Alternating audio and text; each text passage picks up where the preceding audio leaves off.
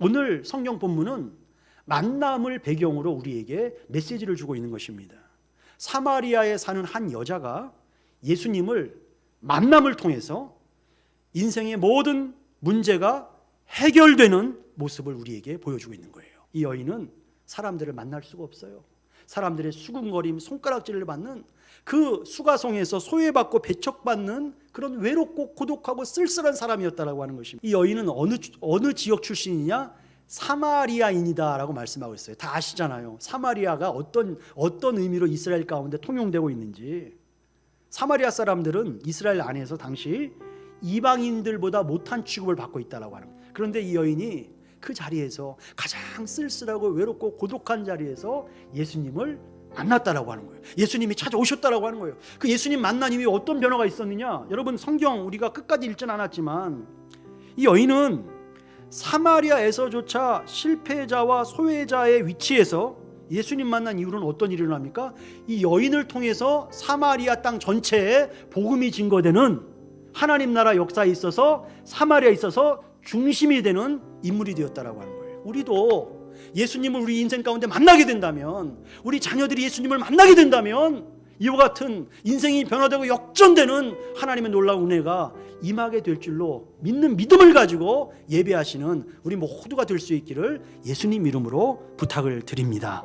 여러분, 예수님은 우리를 창조하신 성자 하나님이 되십니다. 그러므로 예수님께서는 우리 모든 인생의 문제를 알고 계시고 우리 인생의 해답도 예수님은 알고 계신 분이시다라고 하는 것입니다. 여러분, 우리의 불행은 그 원인이 어디에 있다라고 생각하십니까? 여기에 우리는 분명한 답을 가지고 있어야 합니다. 사람들은 어떻게 말해요? 내가 돈이 좀 없어서 그렇다. 내가 그래 불행하단 말이에요. 내가 건강하지 못해서 불행하단 말이에요. 또 어떤 사람 말합니다. 내가 환경이 좀 태어날 때 좋지 않았다 말을 해요.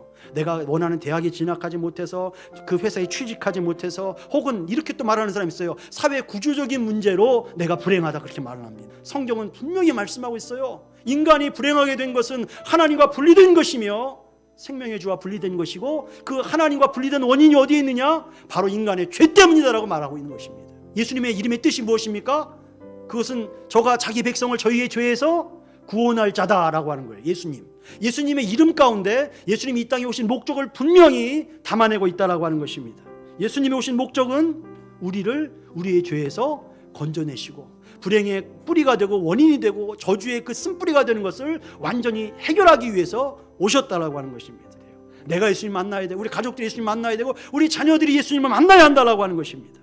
예수님은 여러 가지 전통과 금기를 깨고 돌파하면서 사마리아 땅을 통과하고 사마리아인에게 말을 걸고 사마리아인과 교제를 나누면서 당시 유대인들이 여러 가지 금기를 깨면서 누구를 만나는 겁니까? 사마리아에 살고 있는, 사마리아 수가성에 살고 있는 그 여인을 만나고 계신다라고 하는 것입니다. 예수님과의 만남이 그 당시 현장, 역사적, 공간적, 물리적 만남으로 예수님과의 만남이 충분하냐라고 하는 거예요. 그게 다냐?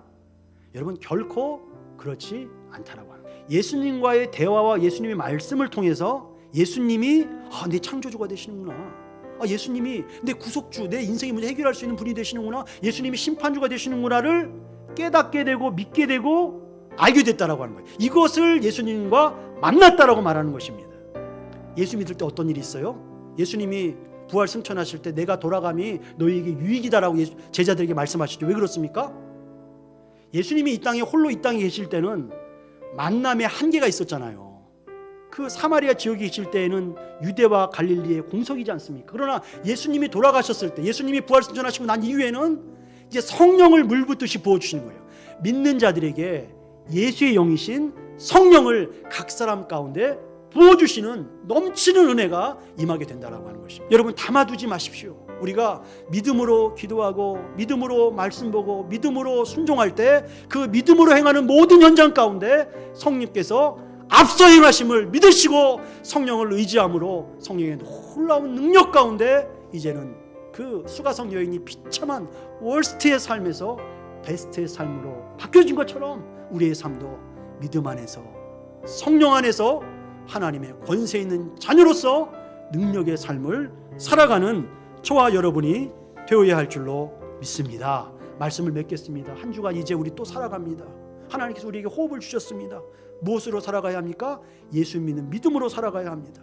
우리가 믿음으로 살아갈 때 누가 역사하십니까? 성령께서 역사하신다라고 하는 것입니다.